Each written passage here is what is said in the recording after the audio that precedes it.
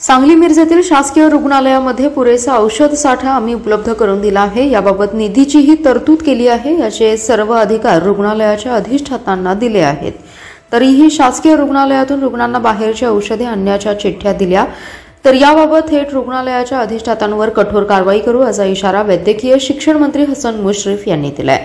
तसेच शक्तीपीठ महामार्ग आम्ही कोल्हापूर जिल्ह्यातून रद्द केलाय। सांगली जिल्ह्याच्या बाबत इथल्या लोकप्रतिनिधींनी भूमिका मांडावी असा सल्ला देखील त्यांनी यावेळी दिलाय। मंत्री हसन मुश्रीफ हे मिरजेत माध्यमांशी बोलत होते। यावेळी बोलताना हसन मुश्रीफ म्हणाले, आमच्या विभागाने चिठ्ठी बंद केली आहे। मी पुन्हा त्यांना सूचना देतो की रुग्णांना बाहेरच्या चिठ्ठ्या देऊ नका। आम्हाला 30% जो निधी येतो तो रुग्णालयाच्या अधिष्ठातांना संपूर्ण निधी देण्यात येतो। महात्मा फुले जन आरोग्य योजना जिल्हा नियोजनमधून पैसे देतो। हे सर्व अधिकार त्यांना देण्यात आलेले आहेत। आता औषधांच्या चिठ्ठ्या द्यायच्या नाहीत। औषधाला पैसे कमी पडले जाणार नाहीत हे ठणकावून आम्ही सांगितलं आहे। पुन्हा जर औषधांची चिठ्ठी दिली तर रुग्णालयाच्या अधिष्ठातांवर आम्ही कारवाई करू असा इशारा त्यांनी यावेळी दिलाय। दरम्यान शक्तीपीठ महामार्गाला कोल्हापूर जिल्ह्यातून विरोध होता, त्यामुळे तेथील भूसंपादन आम्ही रद्द केलं आहे। याबाबत सांगली जिल्ह्यातील लोकप्रतिनिधींनी ही त्यांची भूमिका मांडावी। कोल्हापूरमध्ये आम्ही भूसंपादन रद्द केलेलं आहे। आज शक्तीपीठ महामार्ग कोल्हापूर जिल्ह्यातून जाणार नाही। आता नवीन काय शक्तीपीठ महामार्गाबाबत अलाइनमेंट आलं आहे ते आमच्यापर्यंत आलं नसल्याचं त्यांनी यावेळी सांगितलं। जिल्ह्यात आर्थिक वर्षाच्या पहिल्या 10 महिन्यात जीएसटी महसूल वाढीमध्ये सातत्य कायम राहिले। जिल्ह्यात 10 महिन्यात जीएसटी महसूल 1199 कोटींचा जमा झालाय। मागील वर्षाच्या तुलनेत 163 कोटी रुपयांची वाढ झाली आहे। जानेवारीपर्यंतचे संकलन 16% वाढ दर्शवत आहे। विविध उद्योग व्यावसायिक असे 31,895 करदात्यांचा यामध्ये समावेश आहे। गत आर्थिक वर्षात एप्रिल 23 ते जानेवारी 24 मध्ये जीएसटीची वसुली 1036 कोटी रुपये झाली होती। त्या पार्श्वभूमीवर चालू वर्षी एप्रिल 2024 ते जानेवारी 2025 चा महसूल 1199 कोटी इतका झालाय। मागील वर्षीपेक्षा आता 10 महिन्यात जीएसटी महसुलात 163 कोटींचीच म्हणजे 16% वाढ झाली आहे। अर्थव्यवस्था मजबूतीसह कर चोरी विरोधात विशेषतः बनावट देयके देणाऱ्यांवर नियमित कारवाई, बनावट नोंदणीधारक शोध मोहीम या गोष्टी जीएसटी संकलनात योगदान देत आहेत। जिल्ह्यातील 31,895 करदाते आहेत, त्यामध्ये नव्याने वाढ होते। त्यांच्या योगदानामुळे एप्रिल 24 ते जानेवारी 25 कालावधीपर्यंतची जिल्ह्यात महसूल वाढ 16% ही देशाच्या तसेच राज्याच्या वाढीच्या तुलनेत चांगली आहे। तसेच केंद्र आणि राज्य जीएसटी विभागाने लेखापरीक्षण तसेच कर चुकवेगिरी विरोधी कारवाई, कर निर्धारणा, विवरणपत्रे छाननी तसेच कृत्रिम बुद्धिमत्ता यांचा वापर वाढल्याने त्याचा सकारात्मक परिणाम दिसून येतोय।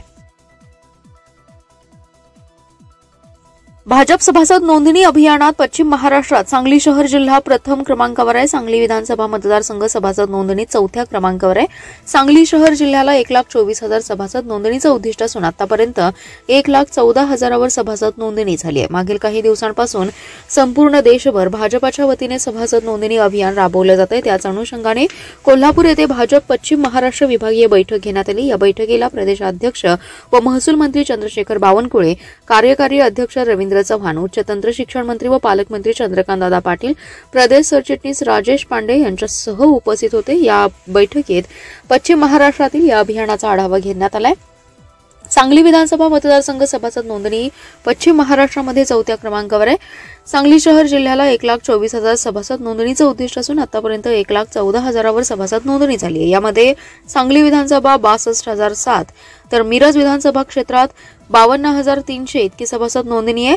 पश्चिम महाराष्ट्रामध्ये सांगली शहर जिल्हा हा सभासद नोंदणीमध्ये प्रथम क्रमांकावर असल्यामुळे चंद्रशेखर बावनकुळे व चव्हाण यांच्या हस्ते सांगली शहर जिल्हाध्यक्ष प्रकाश ढंग यांचा सन्मान करण्यात आला। या नोंदणीबद्दल आमदार सुधीर गाडगीळ, आमदार सुरेश खाडे, विश्वजित पाटील आणि मोहन वाटवे यांच्यासह अभियानात सक्रिय भाग घेतलेल्या सर्व कार्यकर्त्यांचं विशेष अभिनंदन केल्याचे भाजप प्रसिद्धी प्रमुख केदार खाडीलकर यांनी सांगितले।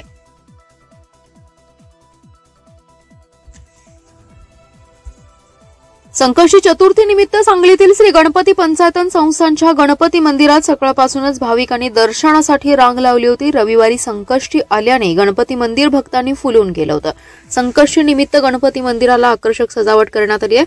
मंदिर परिसरात दुकानदारांनी खेळण्यांसह विविध प्रकारची दुकाने थाटली। त्यावेळी वाहतूक कोंडी होऊ नये म्हणून पोलिसांनी टिळक चौक गणपती पेठ मार्गावर वाहतूक बंद ठेवली आहे। दरम्यान शहरातील अनेक गणेश मंदिरात संकष्टी चतुर्थी निमित्त भक्तांनी दर्शनासाठी गर्दी केल्याचं चित्र होतं।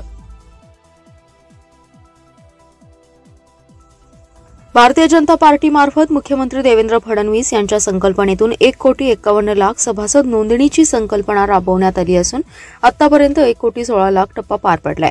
राहिलेल्या सभासदांची नोंदणी 28 फेब्रुवारीच्या आत करण्याचा निर्धार आहे. महाराष्ट्रात विरोधकांकडे आता कोणतीही दिशा नाही, त्यामुळे भाजपशिवाय त्यांना समक्ष पर्याय नाही असं मत आमदार गोपीचंद पडळकर यांनी प्रसारमाध्यमांशी बोलताना मांडले.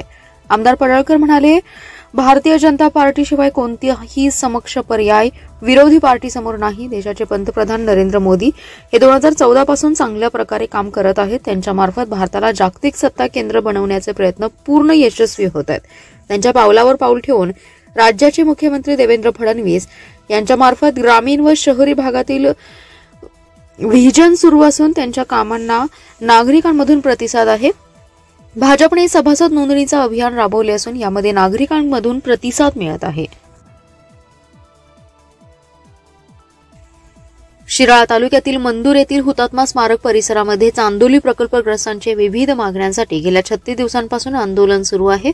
महिना उलटून गेला तरी प्रशासनाने त्यांची दखल घेतली नाही. सदरची माहिती मिळाल्यानंतर इस्लामपूर येथील सद्गुरू आश्रमशाळेच्या विद्यार्थ्यांनी थंडी वाऱ्यात बसलेल्या या प्रकल्पग्रस्तांची भेट घेण्याचं ठरवलं. विद्यार्थ्यांच्या इच्छेनुसार शाळेनं नियोजन केलं. कप, बुलबुल आणि स्काउट गाईडचं पथक घेऊन तब्बल 200हून अधिक विद्यार्थी आणि शिक्षक प्रकल्पग्रस्तांच्या भेटीला आले. शिक्षकांच्या मदतीने विद्यार्थ्यांनी आंदोलकांची भूमिका समजून घेतली. पत्राच्या माध्यमातून त्यांचे प्रश्न सरकार दरबारी पाठवण्याची तयारी दर्शवली. आपल्या लेकरा बाळांना सोडून महिनाभरापासून उघड्यावर बसलेल्या प्रकल्पग्रस्तांना लवकरात लवकर घरी जावं म्हणून शासनाने त्यांच्या मागण्या पूर्ण कराव्यात अशी विनवणी सरकारला हे आता बालचमू करणार आहेत. जाता जाता मंदूर गाव तसेच हुतात्मा स्मारक परिसर, प्राथमिक आरोग्य केंद्र, स्मशानभूमी स्वच्छ करून स्वच्छतेचा संदेश देणाऱ्या घोषणा देत या विद्यार्थ्यांनी जनजागृती केली आहे. स्थानिक शिक्षक सतीश पाटील यांनी सर्व विद्यार्थ्यांच्या नाश्त्याची व्यवस्था केली. धरणाच्या पायथ्याला निसर्गाच्या सानिध्यात तंबू ठोकून स्काउट गाईड, कप, बुलबुलच्या विद्यार्थ्यांनी वेगवेगळे उपक्रम राबवले. दगडाच्या चुली मांडून स्वयंपाक केला. सांस्कृतिक कार्यक्रमातून मनोरंजन केले.